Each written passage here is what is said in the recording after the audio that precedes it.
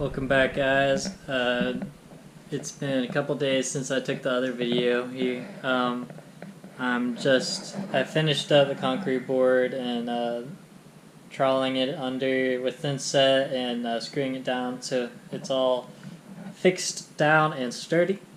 I've got, like I mentioned, a lot of this other stuff finished out. The electrical and plumbing is all good to go, wired up, ready to be sheetrocked over now. I did this yesterday. I got the surface for the ceiling up, purple boarded, of course. That is good to go. Made sure I made the hole for the direct overhead rainfall attachment head, and that looks good to go. We're gonna tape this up and sheetrock it out soon, but first I've got to get these walls sheetrocked over with purple board as well. I used the purple board instead of regular sheetrock in a bathroom because of the water resistant properties of the purple board, and to make sure that moisture doesn't get in behind anything into the studs and start to grow mold and just rot out the wood and stuff. And we will tape that stuff up just like regular sheetrock, and should be good to go. So without further ado, let's get started.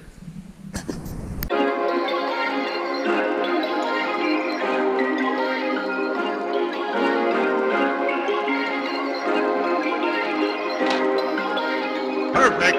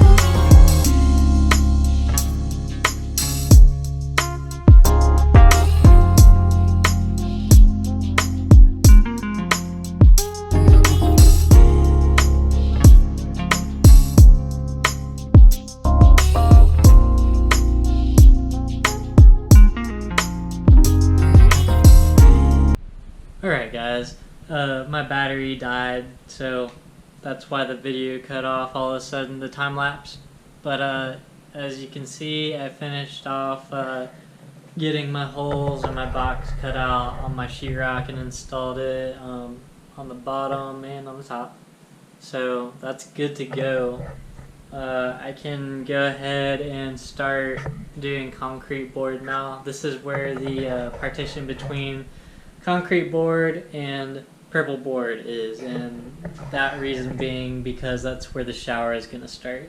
So there's no use in putting the purple board there because I need something that is more of a waterproof thing, and concrete board will serve that purpose in the shower.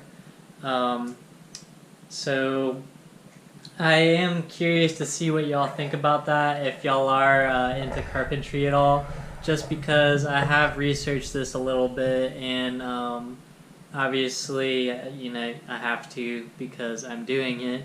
Also, just to know how to do it, you know. But I've heard some controversial things about concrete board in showers. Not so much as just using it in the shower, but not using something else with it, like a waterproofing membrane on the joints and everything. I've seen where people put thin set on the joints and leave it at that. I've seen where people put thin set and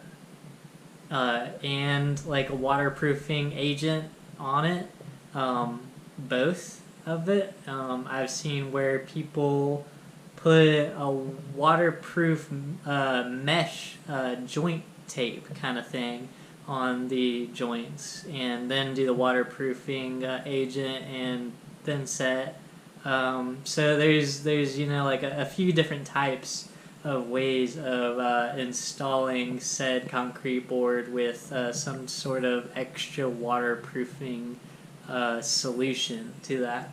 And I just wanted to see if y'all had any kind of comments and concerns about it, if any of y'all do the same thing that I'm doing right now or have done it in the past. Also, just, you know, curiosity. So anyways, concrete board is going in. I actually have to wait on this back wall because unfortunately I don't have a jigsaw, and I really need a jigsaw to get through this tough concrete board that I'm working with. I can use a sawzall, but I just don't trust it. I know that the blade is just going to bounce all around and I won't be able to make as accurate of a cut as a jigsaw. So I'm not going to go out and buy one right now. My dad actually has one that he's just going to let me borrow, and so that should serve that purpose. So unfortunately I have to wait on that part, which is worth it. I mean, obviously any money that I don't have to spend, I'm not going to spend it. That's just foolish and uneconomical. So I will do this section of concrete board at least, and that'll just be for the lower and like the middle section, because I am going to have to run into that problem again up here where the fixed shower head is, actually, and the wand. So I can only do the lower part at most right now until he is able to get that jigsaw to me. So that is a bummer, and I just realized that, but I mean, it's not going to take that long to screw it up anyways. It's going to take, you know, a few minutes just to get our measurements and do my cuts.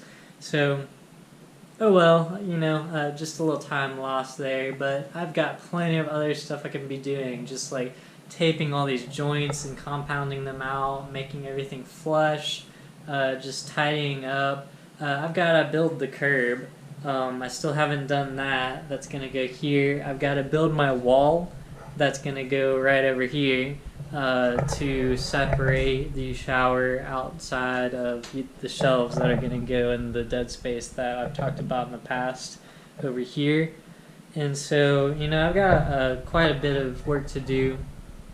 I really need to do some research on shower pans still to see how I'm going to do all this.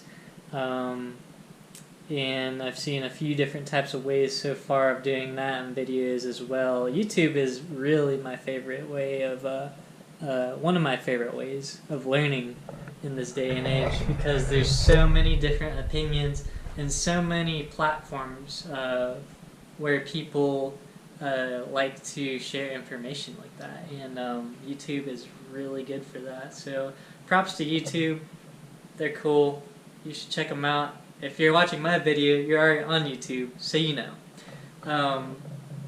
But yeah, I've got a few different ideas for shower pans. You know, the concept I have down. I know that, you know, shower pans include components that I'm thinking about already, but I'm thinking about different ways of doing it as to do it the most effective way to prevent water from penetrating under the shower pan and render it useless. So also, if you got any opinions about that, I would love to hear them. The comment section is right below, you know. But yeah, if you like this video, this is my first time lapse that I've done, and I think it looks pretty cool. So if you like it, just drop me a like. If you're new to the channel, please drop a like if you like it, and subscribe if you want to see more content like this. Thank you for watching, and hope you enjoyed the video. So, see you around.